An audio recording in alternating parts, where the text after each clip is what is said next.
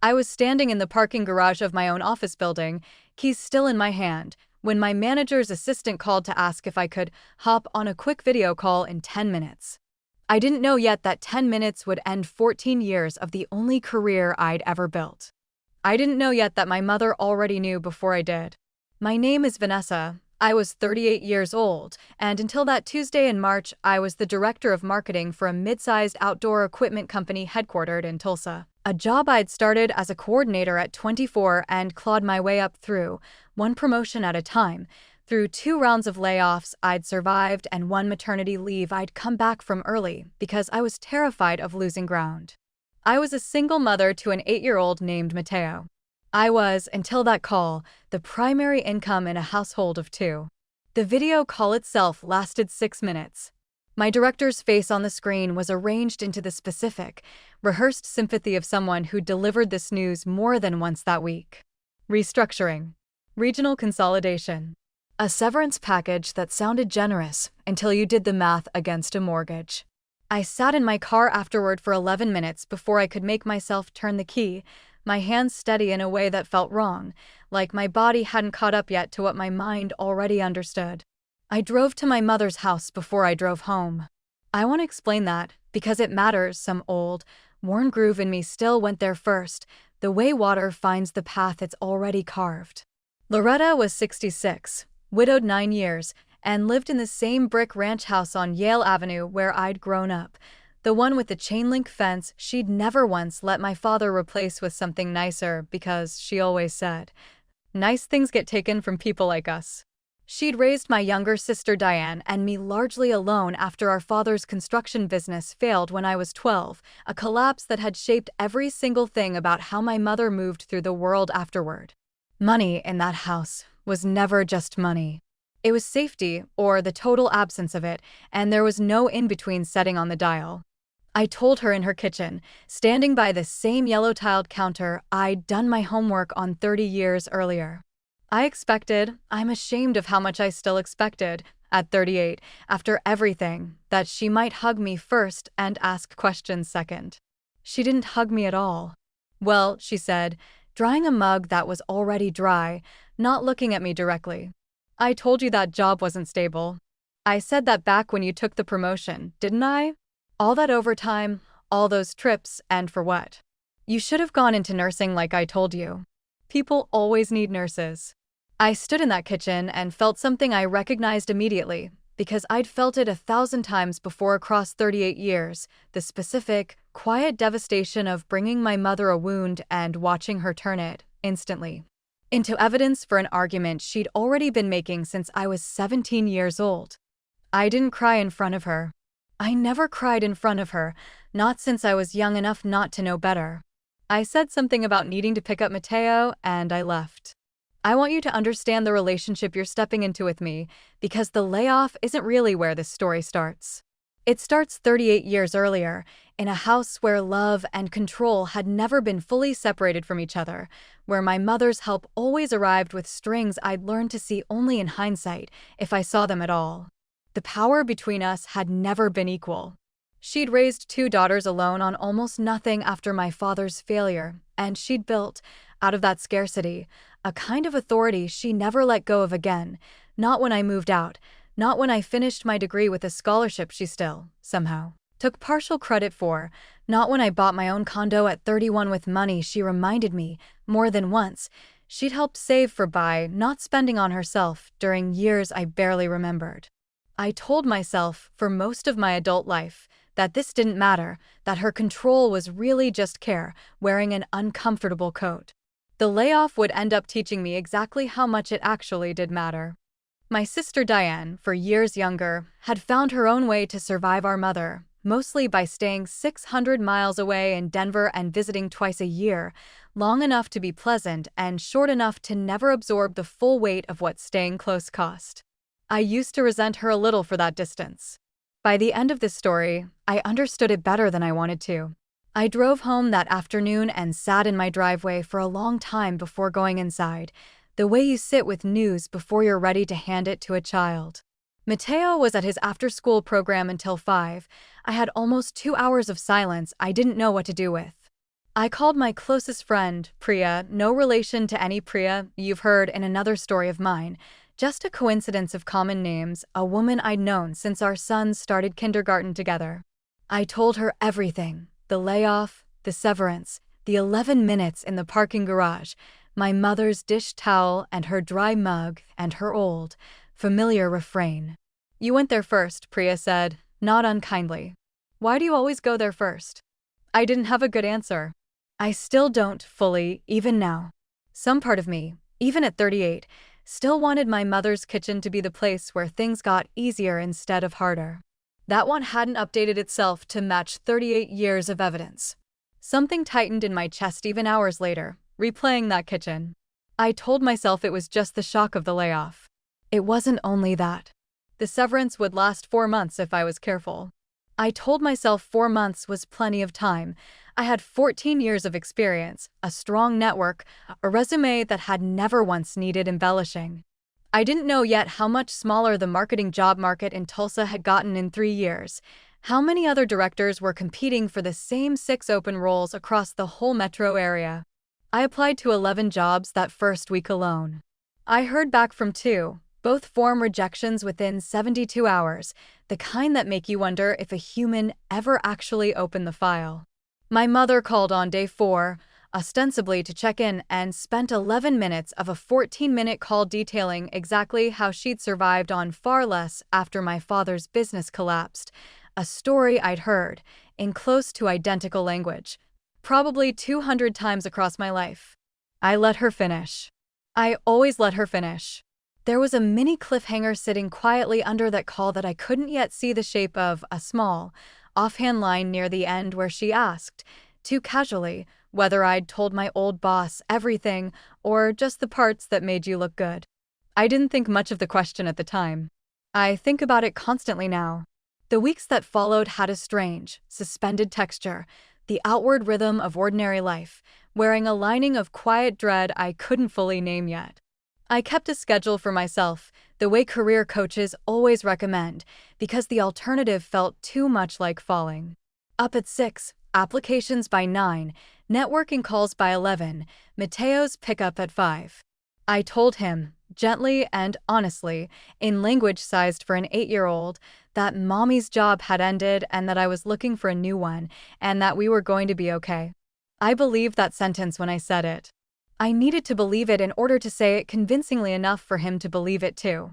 My mother's visits increased that month, not decreased. She'd let herself in some afternoons with the spare key I'd given her years earlier for emergencies, a key I now noticed she used more freely the less stable my life became. I'd come home to find my pantry rearranged for efficiency, coupons left on the counter for products I didn't buy, a folded stack of newspaper job listings for administrative assistant positions that paid roughly a third of what I'd been making. I'm not trying to insult you, she said, when I asked her, carefully, to stop leaving the listings. I'm trying to help you see reality. Pride doesn't pay a mortgage, Vanessa. I didn't ask her, that day, what she meant by pride. I was too tired to ask the follow-up questions I already half suspected I didn't want the answers to. I smiled, even though inside I wanted to ask 100 questions. It was easier, that month, to accept the coupons and say thank you than to open a conversation I didn't have the energy to survive. Something else had started, small and easy to dismiss, that I only understood the full shape of much later. My old boss, Karen, the director who delivered the layoff news over video call, had been, up until that point, someone I genuinely respected, someone I'd hoped might serve as a reference or even reach out with a lead down the line. The way good managers sometimes do after a layoff that was never personal. Karen went quiet. Not immediately. The first 2 weeks she'd texted a few times, friendly, checking in the way people do out of real decency. Then, around week 5, the text stopped entirely mid-conversation, without explanation. I emailed to ask if she'd be willing to serve as a reference for a role I was excited about. No response. I emailed again, 10 days later, gentler, wondering if the first had gotten lost. Still nothing. I told myself it was normal, that people move on fast after layoffs, that Karen probably had 11 other things demanding her attention, that this wasn't personal. I filed it away the way I'd filed away so many small things that year, a habit so old by then it barely registered as a decision anymore. Looking back now, that silence from Karen was the first thread of something I wouldn't understand for months. I called it busyness at the time. I wouldn't call it that anymore. By week 6, the applications had stopped generating even the form rejections, mostly silence now, the specific silence of a resume disappearing into an applicant tracking system with no human on the other end at all.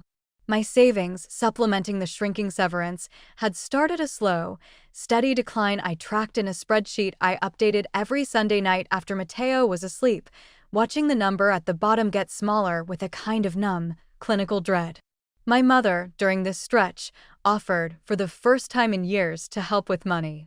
Not a loan, she specified. A gift, she called it, so you don't have to worry about interest or paying it back on some schedule, like we're strangers. I want to be honest about how that offer landed. Part of me was deeply, gratefully relieved. Another part of me, a part one didn't fully listen to yet, felt something colder move through my chest at the phrase, like we're strangers, some old warning system flagging a debt being created that had nothing to do with interest rates. I accepted $3,000 from her that month. I told myself it was temporary. I told myself gratitude was the only reasonable response to a mother helping her daughter through a hard stretch. I didn't ask what the money would cost me later. Not because I didn't suspect there'd be a cost, but because I was too tired, that month, to carry the answer on top of everything else I was already carrying. I want to stop here for a second. Because if you've ever accepted help from someone you already half knew would use it against you eventually, you understand exactly the specific, hollow gratitude of that month. You say thank you. You mean it, mostly. And some small, quiet part of you starts keeping score anyway, because some part of you already knows.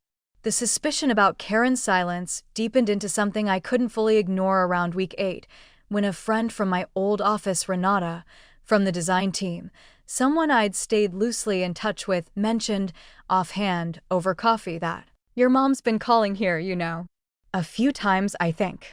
Karen mentioned it once, kind of annoyed. I set my coffee cup down very carefully. Calling the office? About what? Renata shrugged, already regretting having brought it up, the way people do when they realize too late they've handed someone information that's about to detonate. I don't really know the details. Something about wanting to make sure they understood the full picture before giving you a reference. That's all I heard. I figured you knew. I didn't know. I sat across from Renata in that coffee shop and felt the floor tilt very slightly beneath me, the specific vertigo of realizing a piece of your life has a second floor you never once tried the door to. Something in me went very still in that coffee shop, not shock exactly.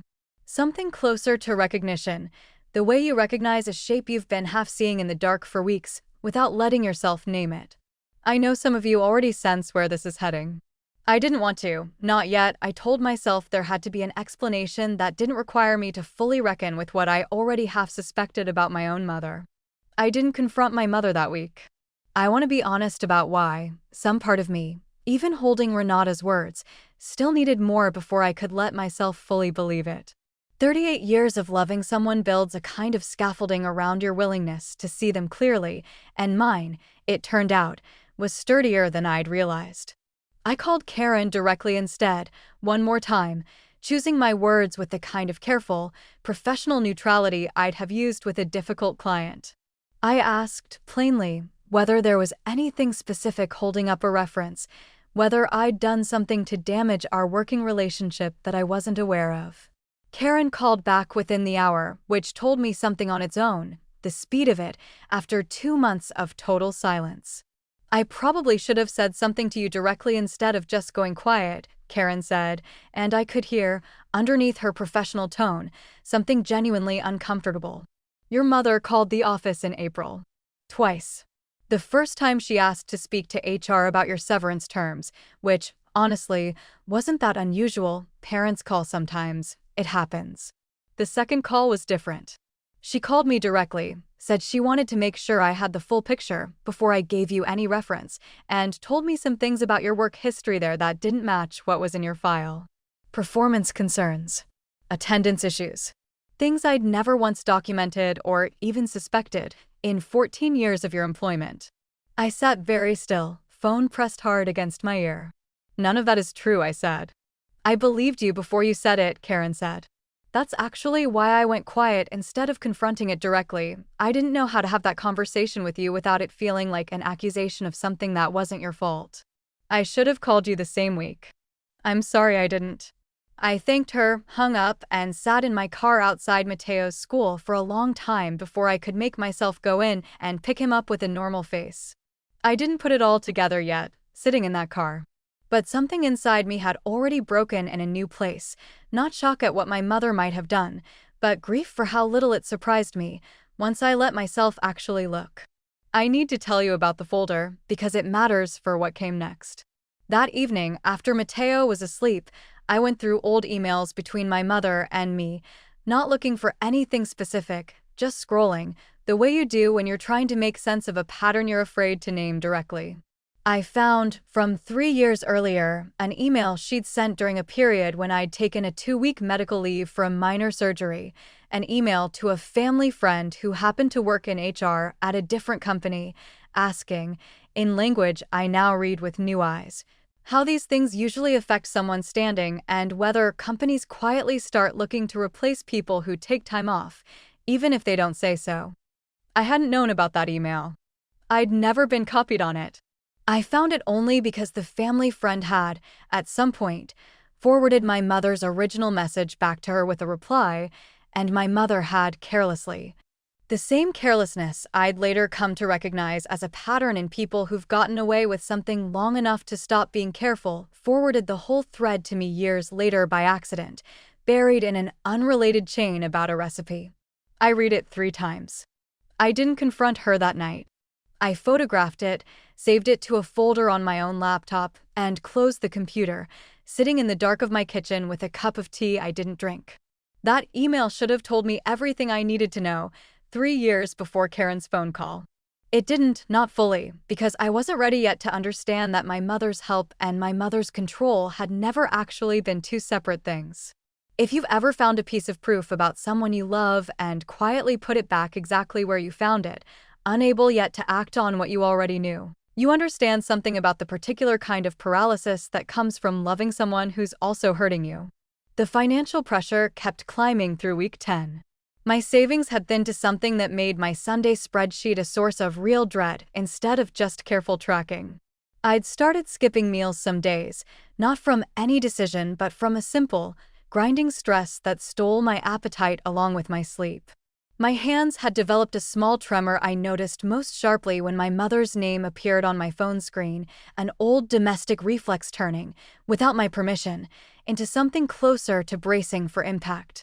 She called during week 11 with another offer, a larger one this time, $5,000, but with a condition attached that she framed, carefully, as a suggestion rather than a demand. That I let her co-sign a small business loan for a marketing consultancy she thought I should start, since apparently companies don't want to hire you the normal way anymore. The co-signing would put her name on the account. Her name, on paper, as a majority stakeholder, just for the bank's comfort. Nothing that actually changes anything between us. I told her I needed to think about it. I didn't yet have the full weight of Renata's coffee shop revelation and Karen's phone call sitting fully connected in my mind. I had pieces, not yet the whole shape.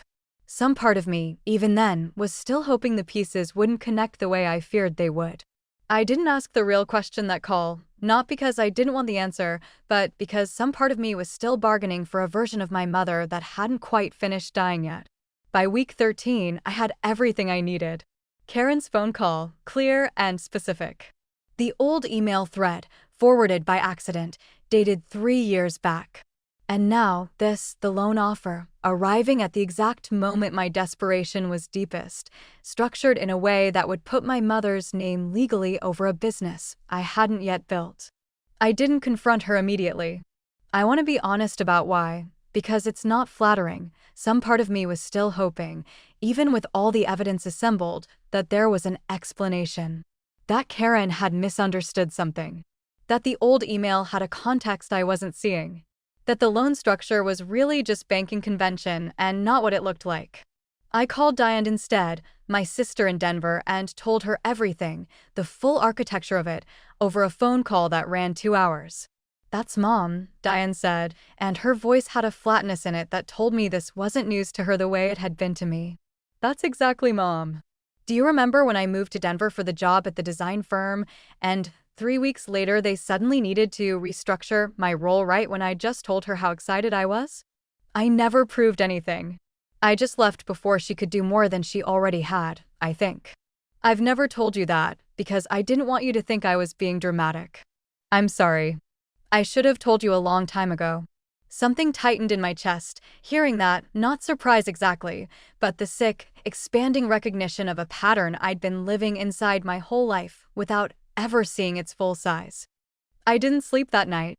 I lay awake doing the math of 38 years, every job I'd taken that she'd quietly discouraged, every relationship she'd found some reason to undermine, every moment I'd chalked up to "she just worries too much," that I now understood, with a clarity that felt almost violent, as something closer to a pattern of control disguised expertly as love.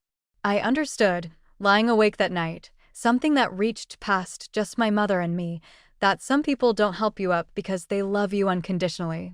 Some people help you up because it keeps you needing them, and the moment you stop needing them, some old fear in them starts working, quietly, to make sure you need them again. I want to stop here for a second. Because if you've ever spent a sleepless night doing the math on a lifetime of help and realizing, all at once, how much of it had a hidden ledger attached, you already understand exactly what that particular night felt like. I didn't tell my mother what I knew. Not yet. I spent the next week gathering everything into something coherent, printouts of the old email thread, notes from my conversation with Karen, a careful record of the timeline of the loan offer arriving exactly when my desperation had peaked. I didn't do this out of some cold, calculated plan for revenge. I did it because I needed, for the first time in my adult life, to see the shape of the pattern laid out in front of me in a form I couldn't talk myself out of believing. I came close to confronting her twice that week, once on the phone, the words half-formed and ready, before Mateo walked into the room asking about dinner, and the moment dissolved. I told myself I was waiting for the right setting, not that I was still, on some level, afraid of what confronting her would actually cost me. Looking back, that wasn't strategy. It was the same old habit, the part of me that had spent 38 years needing the room to stay calm more than needing the truth spoken inside it.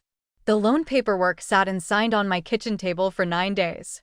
I photographed it, the way I'd photographed the email, and put it back in the folder my mother had left, unaware, or perhaps entirely aware, that I hadn't yet decided anything. If you've ever had every piece of proof you needed and still found yourself waiting for one more sign before you could make yourself act, you're not alone in that particular kind of exhaustion.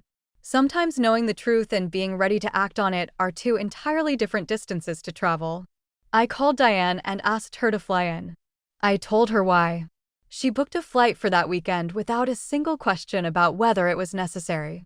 I arranged for us to meet at my mother's house, not mine, deliberately.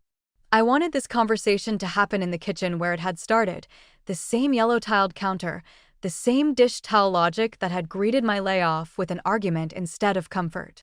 My mother believed, when she let us in that Saturday afternoon, that this was a visit, maybe even, given Diane's unusual trip home, a chance to discuss the loan she still assumed I was seriously considering.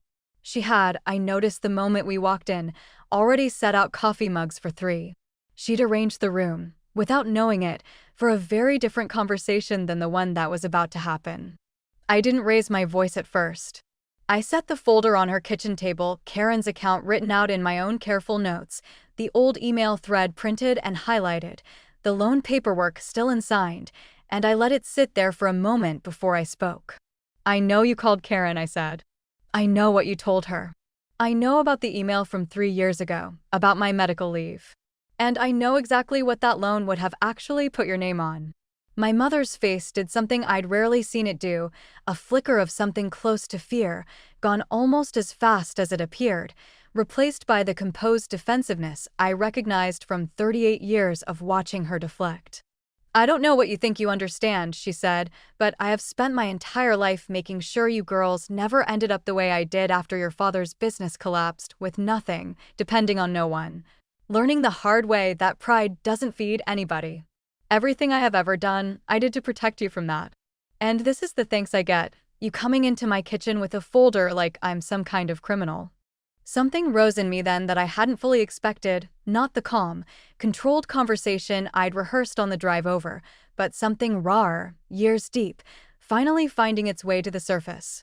You called my former boss and lied about my work history, I said, and I heard my own voice climb, sharper than I'd used with her in years, maybe ever. You tried to sabotage my reference at the exact moment I needed it most. And then you offered me money with strings that would have put your name legally over a business I hadn't even built yet, right when I was too desperate to look closely at the terms. That's not protection, Mom. That's control, and you have been doing it my entire life, and I am done pretending I don't see it.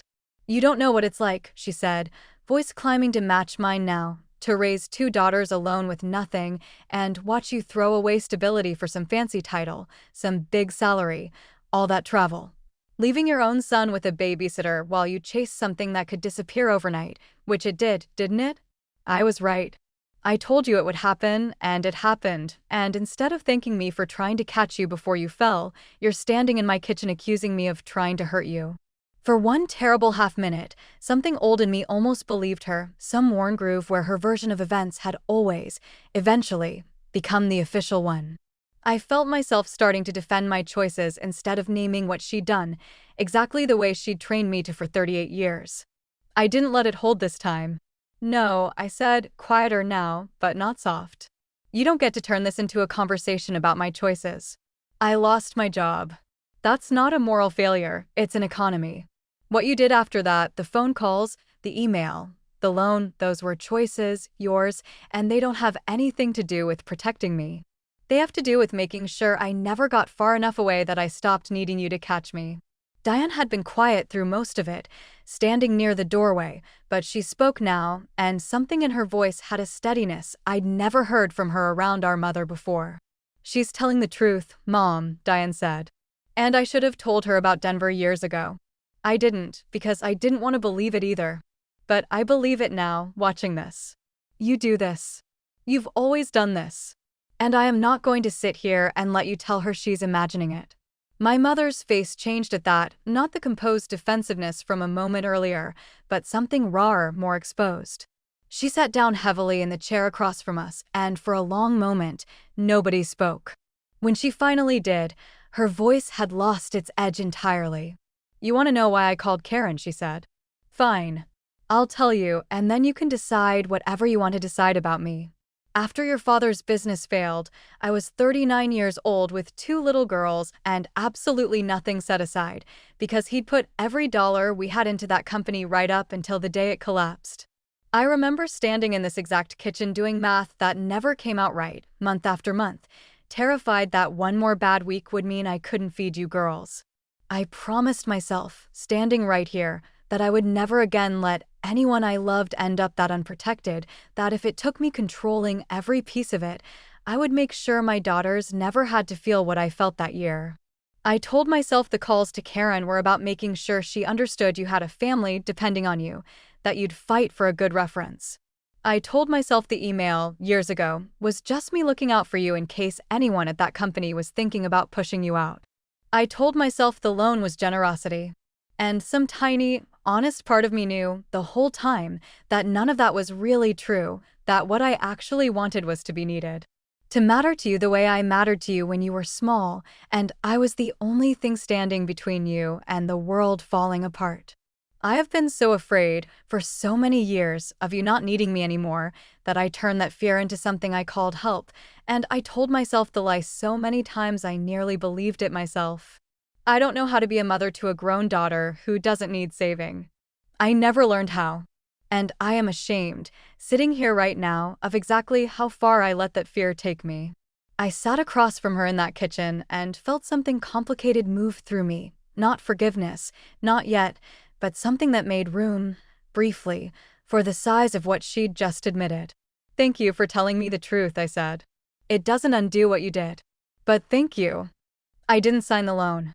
I told my mother, plainly, in that kitchen, that I needed distance, real distance, not a punishment but a boundary, the kind I'd never once in 38 years successfully held with her before. The months that followed were harder in some ways and lighter in others.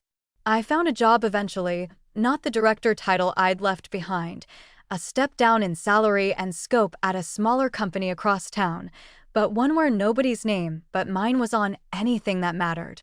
I built it slowly, on my own terms, without a single dollar or a single phone call from my mother anywhere near it.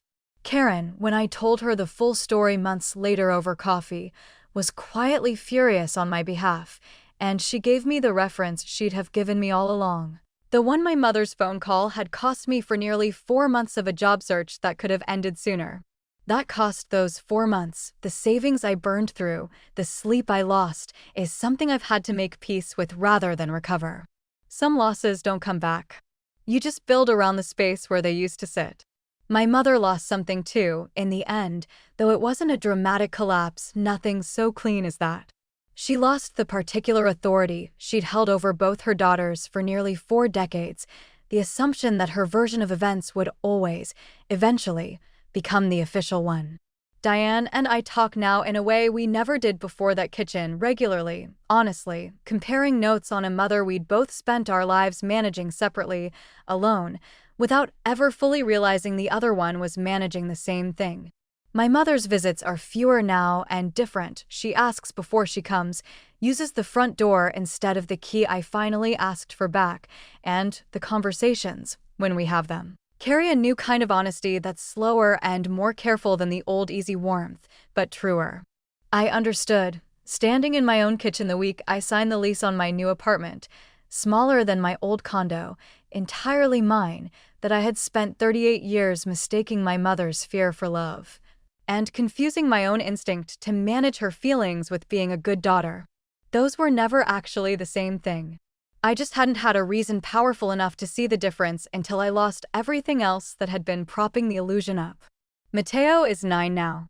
He doesn't fully understand everything that happened that year, but he understands, in the plain way children understand what matters, that his mother built something back from nothing without anyone's name on it but her own. I think that might end up being the best thing he ever learns from watching me. I'm not the woman who drove to her mother's kitchen first anymore. I go home first now. It's a small change.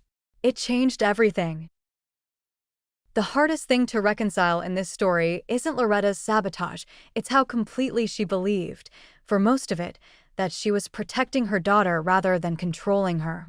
That contradiction sits at the center of everything. A woman shaped so thoroughly by one catastrophic year of scarcity that she spent the next 4 decades trying to prevent it from ever happening again, even at the cost of the very relationship she was supposedly protecting.